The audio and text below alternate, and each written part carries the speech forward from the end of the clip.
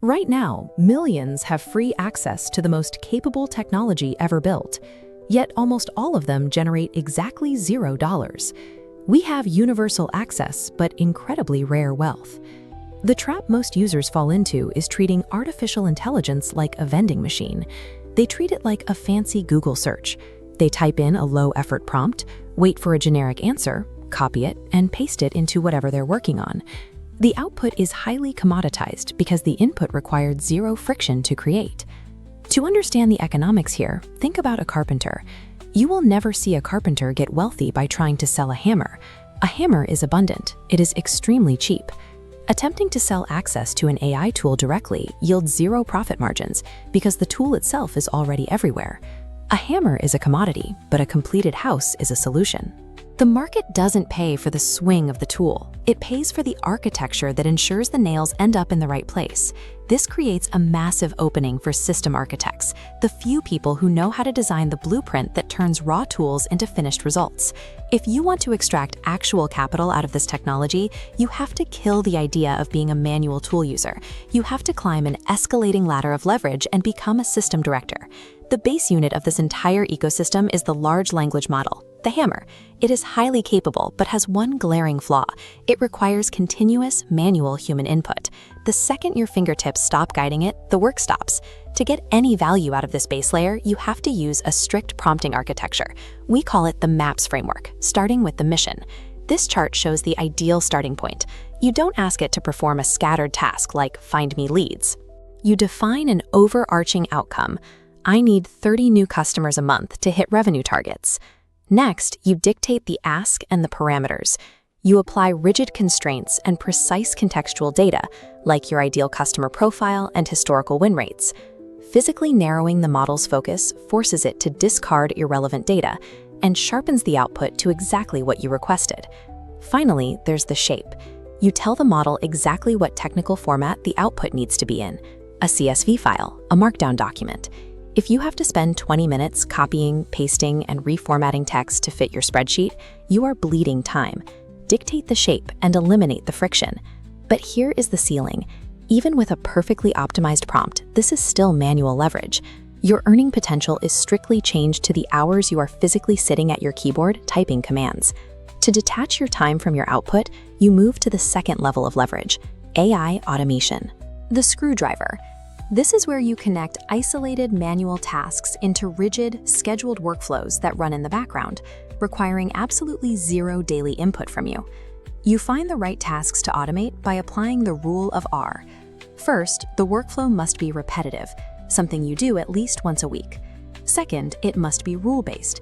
It has to take the exact same identical inputs and produce the exact same uniform outputs every single time. The third R is the math step. It must generate a return.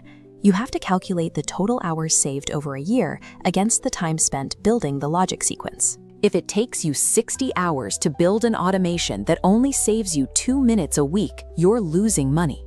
When you clear all 3 R's, you sever the link between your physical labor and the digital output. You build a sequence once and it pays out as a compounding digital asset forever. The apex of technological leverage is agentic AI, the power drill. This is not a linear, scheduled automation.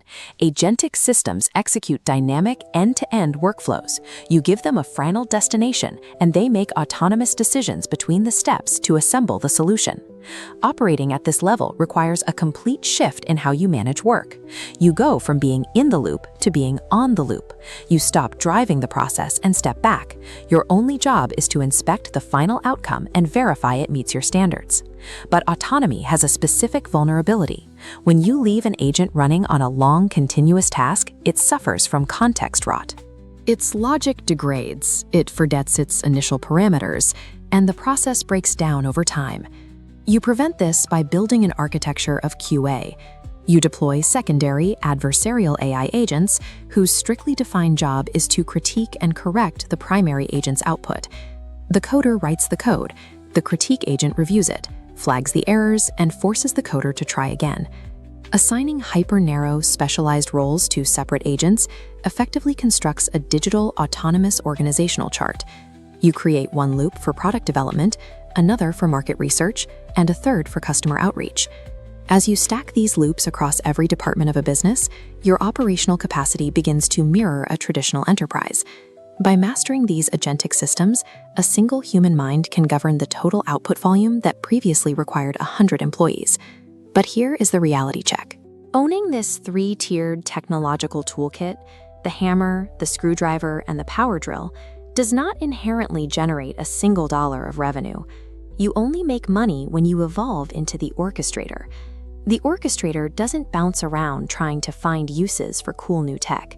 They start by diagnosing severe, high-cost market problems, and only then do they select the exact correct level of leverage to drop into the situation. This visualizes AI arbitrage.